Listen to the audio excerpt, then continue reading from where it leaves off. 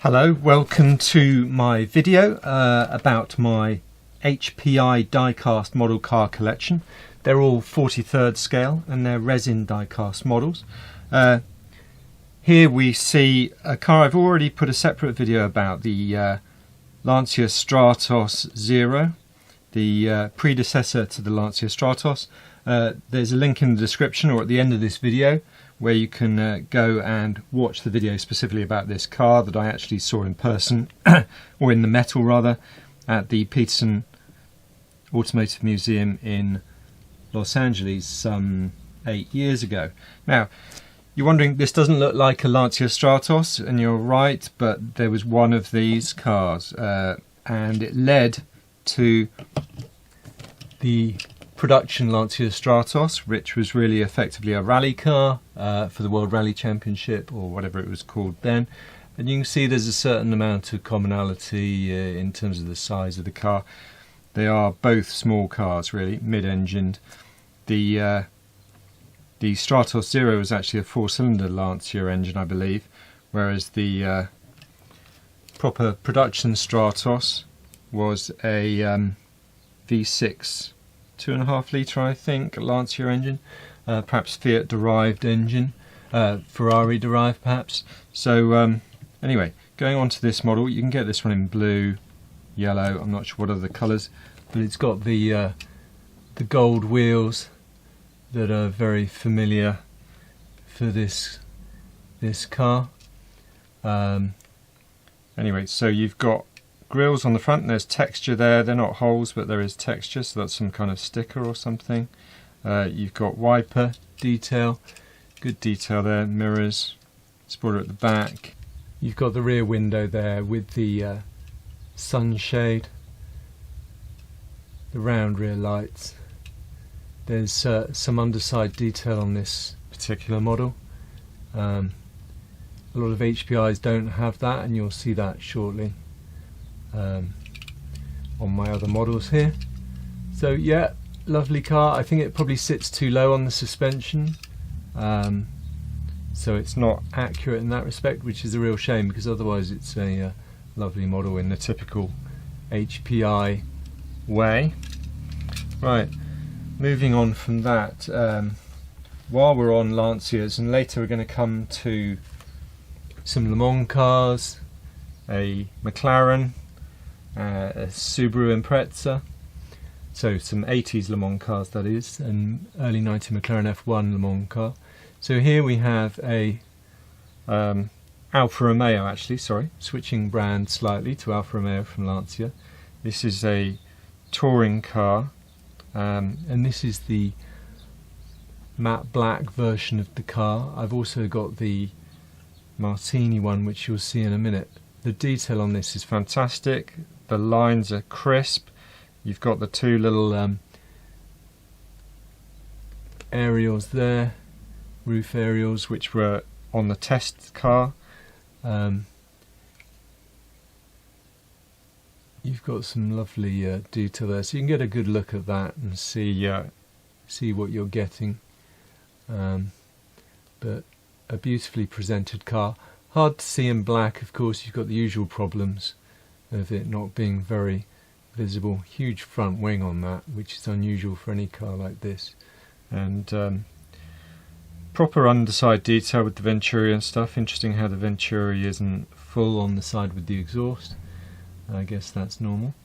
But let's look at the Martini coloured version of this car. Right, okay, so this is the Nicola Larini Martini car, number 5 in the Italian Touring Car Championship. I guess this is in the early 90s, can't remember exactly. You're missing the roof aerials because this is the racing car, not the test car for the so it's not giving that telemetry. You've got an excellent colour scheme there. Very happy with this car. Plenty of interior detail really with the cage and everything. Same underside, of course. Very happy with that. Lovely to see those together. And in fact, while we're at it, let's add another Lancia. So this is the 037 Rallye, which was the successor to the Stratos. So it's basically, it looks like a Monte Carlo, Lancia Monte Carlo, but of course it's a space frame chassis, and maybe it borrows the floor pan or something, or the windscreen or the doors, but it's a proper homologation car. Beautiful model again, lovely car. You won't get a better model than an HPI. And look at the those aerials are so delicate on the roof there that you could easily ruin one of these cars. Now, the negative on this car is that this plastic piece that's stuck onto the back of the car, this rear wing, the paint is peeling off it. And yeah, if you had another Martini Racing sticker or pair of stickers there and there, you could potentially repaint that piece of plastic, but well, I'm not expecting to try it. Lovely engine detail there, excellent. Underside detail, let's have a look. Yeah, you can see the 4-cylinder inline engine there, and so on, some suspension detail. I did have a Tamiya 12th scale radio controlled version of this from the 90s, but I sold that on after a while. It was a bit big to keep something that size. I do like the 43rd scales. And HPI are my favourite brand of model, definitely, without doubt. So this is the tarmac spec car, so it doesn't, that's a slightly flexible rear mud flap there, but I would say it's the tarmac spec. Yeah, okay, so that would be early 80s, that one there. Right, okay, let's see what's going to be next. While we're on the Rallye tip, let's have a look at this Subaru Impreza. So this is the Solberg and, gosh, can't remember Solberg's co-driver, sorry. But this is the maybe Japanese Rallye Solberg car, I can't remember, but I managed to get this for about £20 on eBay. Again, the detail is excellent. Look at all the little aerials popping up on the roof. There's actually 5 aerials there altogether. You can see the centre one and the little 4 stubby ones. Excellent, really. Gold wheels, the proper BAT tobacco livery on it. Subaru. Okay, that's going to that was just a cheap addition to my HPI collection, really, getting this car. Proper under tray under the flat 4 engine there, so on and so forth. Very happy with that. So I guess that's mid 2000s, 2005, something like that. I'm not 100% sure when these were around. It's got to be there somewhere. Okay, so let's skip to a Japanese road car. So again, these are all HPI Diecast models, like I said, and this is the Nissan Skyline GTR R33. So really my favourite of Skyline. Very similar to the R32, but with the boot lid being perhaps a little bit higher, and somehow the lights in the rear end look better resolved. But again, it was nice to, I was pleased to get one of these. Again, you're struggling to get them. They're around £70 on eBay if you can find one. No detail on the bottom except for the exhaust at the back. But happy. This one's quite light. I'm surprised how light it is. But you've got a proper interior there. It's a shame it's dark interior, so you can't see too much. You've got the rear wiper on there and some rear speakers in the parcel shelf there. Again, very much a good HPI model car. Very happy with that one. Okay, so let's do the last of the road cars in my collection from HPI, and we've got the McLaren MP4-12C. Most people don't understand what the MP4 stands for. MP4 McLaren. Ron Dennis bought the McLaren Formula One team in, I believe, the late 70s. Ron Dennis owned a team called Project 4. So MP4 stands for McLaren Project 4. So this is the McLaren Project 4 12C, and C is for Corsa. So there, I think this is one of the better looking McLaren road cars.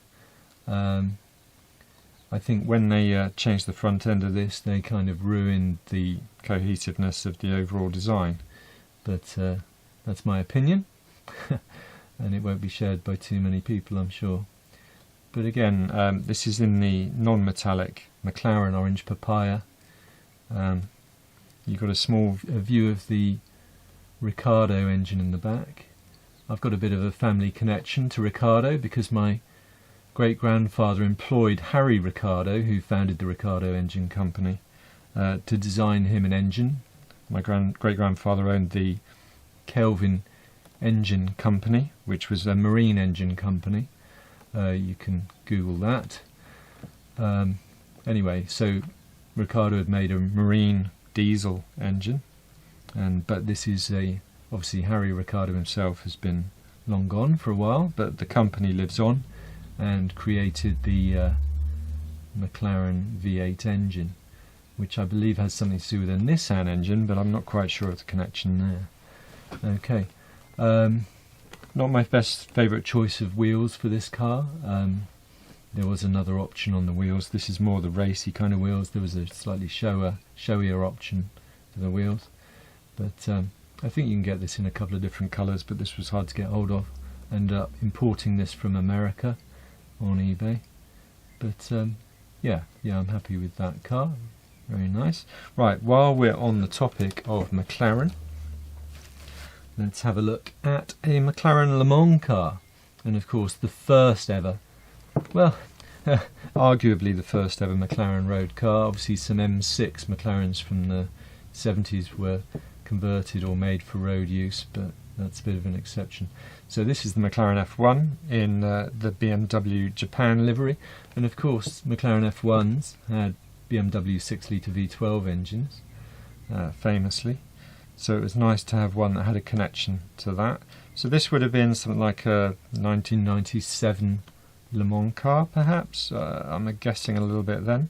Oh, now I've just touched the aerial there, but it's reasonably strongly made, these aerials, so as long as you don't really crush them. I didn't bend it at all. They are metal aerials, so they've got some sense to them. I think this is probably one of the better liveries. I mean, maybe the Harrods one is the best. I don't really like the Ueno Clinic one of the winning Le Mans car, and I don't really go for the long tail cars. I prefer these earlier short tail ones here. But again, another excellent HPI model. Very happy with that. Let's look at the underside. Just slight Venturi detail at the back, flat bottom. I mean, the car would have had a fairly flat bottom, but there's no real detail there. Windscreen wipers, nice on this car. Wing mirrors, silvered on the back, those wing mirrors there. You can see the air boxes. You've got the air inlet just in front of that aerial, which I didn't see again, and I'm going to ruin. But these are readily available, these McLaren F1s by HPI Diecast. They're reasonably readily available on the internet, particularly the long tail versions, I guess. There's a lovely red one with GTR written on it in yellow script.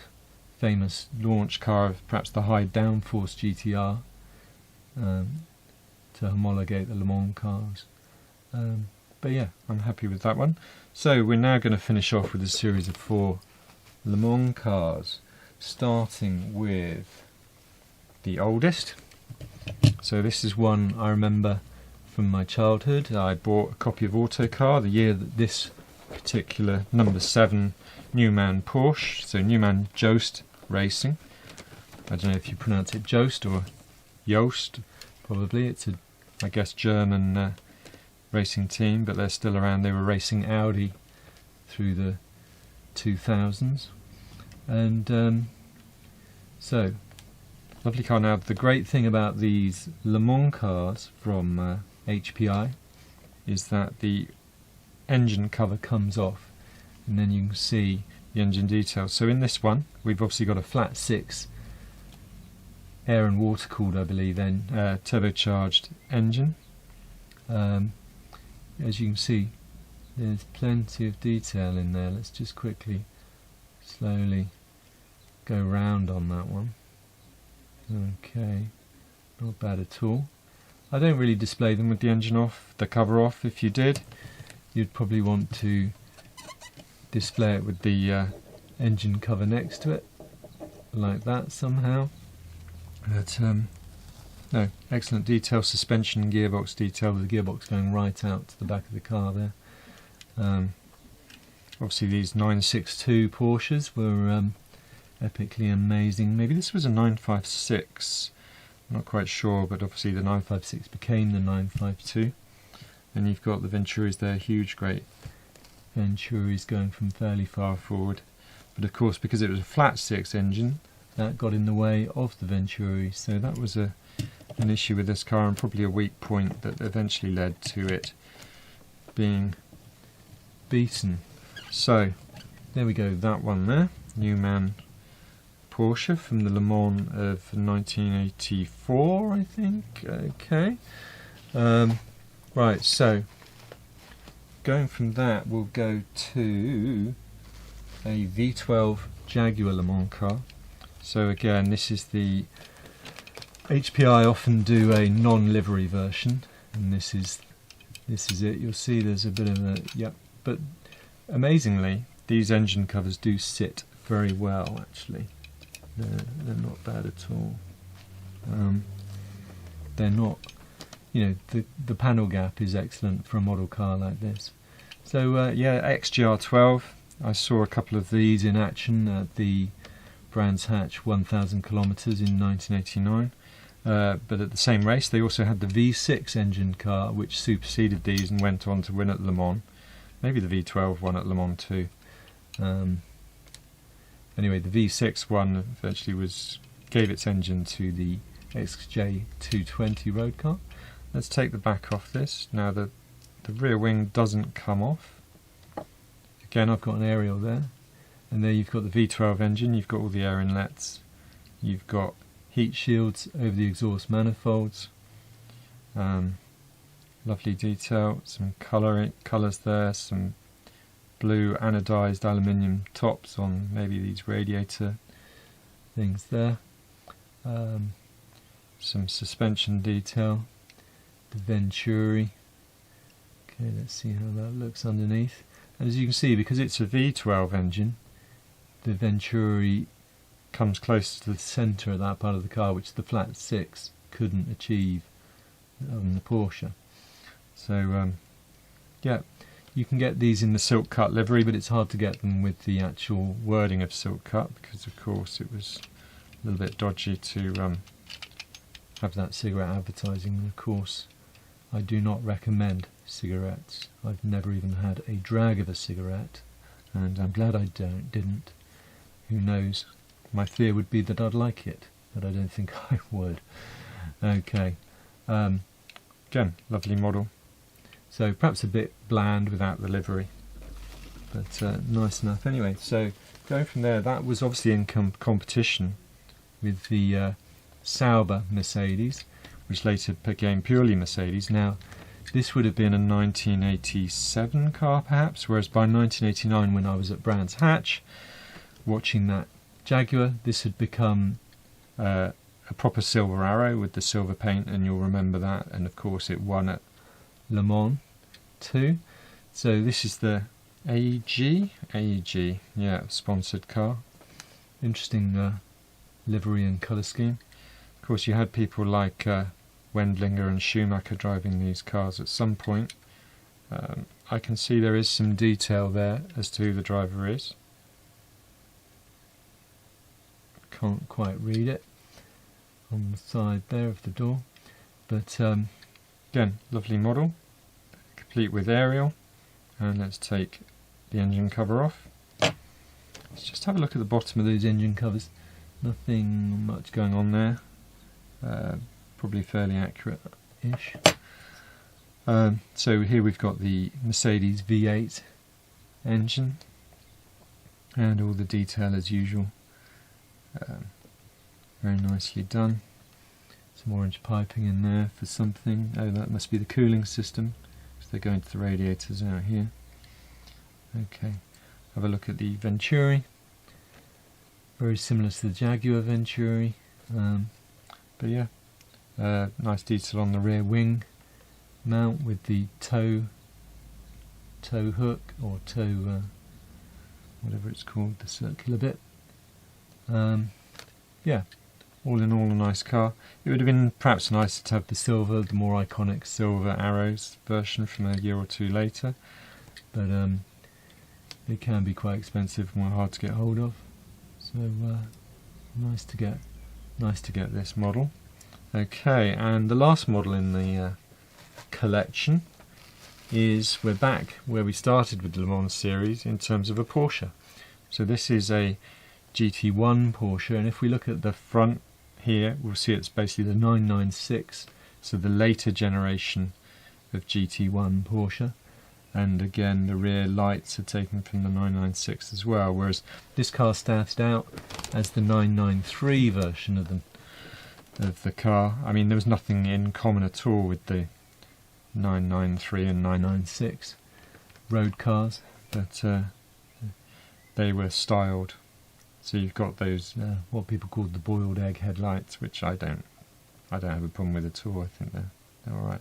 So on this one, the rear wing comes off separately. That just fits in there, and some of the bodywork appears to come away with it. That's fine. And then you've got the engine cover, if I can actually get it off. Okay, that's weird. Oh, there we go. So that's a nice and tight fit. They do their precision, their quality control to enable that level of precision is incredible. So I'm a real fan of HPI. I think they make the best 43rd scale model cars. I mean, you can throw a lot of money at some 43rd scale model cars, but I have to say I do rate the HPI most highly. So there we go. Again, we're back to a flat 6. So in this Porsche, yeah, not bad. Let's look at it. And the Venturi at the underside, the Venturi is much more restricted in size. They obviously wanted to reduce the aerodynamic performance of these cars, the downforce of these cars, to limit the corner speeds, maybe make them a bit safer. But love the proportions on these wheels. Excellent Y-spoke alloy wheels. Okay, let's see. So that just fits in so snugly. If you just had a look at this car, you wouldn't know that. If you looked at this model, you wouldn't know that rear engine cover came off, really. So let's pop that back on and just see how that fits. Excellent. Okay. Right, well, we've come to the end of my HPI model collection. Do like and subscribe. There was certainly the first car in this video I've got a separate review of, so you'll see a link to that coming up at the end, in the end screens and in the description. If you like buying model cars off eBay, you might want to have a look at my buynowsearch.com search facility for eBay, which will notify you by email of newly listed fixed price items appearing on eBay, because of course a fixed price item can be a bargain and it can be gone within minutes of it being listed. So the only way to make sure you're able to see those appearing on eBay is to have something like Buy Now Search, and there aren't many alternatives. So do get along to Buy Now Search, just a side project of mine, and hope you make the most of that. So like I say, I'll cover some other things in other videos. Do have a look at my model car playlist, model car review playlist, and thanks for watching, and you'll hear from me again at some point in the future. Bye.